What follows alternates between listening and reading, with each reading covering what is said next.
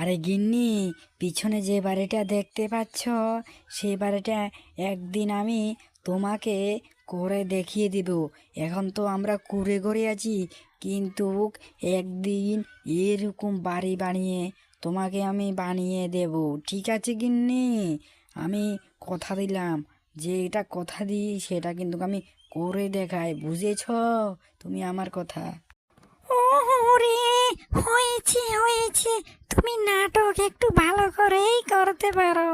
এতদিন হয়ে গেছে, এখনো একটা বাড়ি বানাতে পারোনি, আর বাপ বড় বাড়ি বানিয়ে দেবে।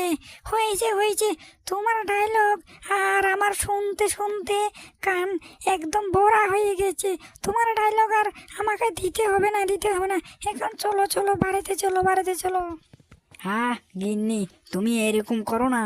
আমার কি কথার কি দাম নাই নাকি? তুমি যেভাবে বলছো, আমার কথার দাম নাই? কি হয়েছে তোমার? বাড়ি চলো এখন।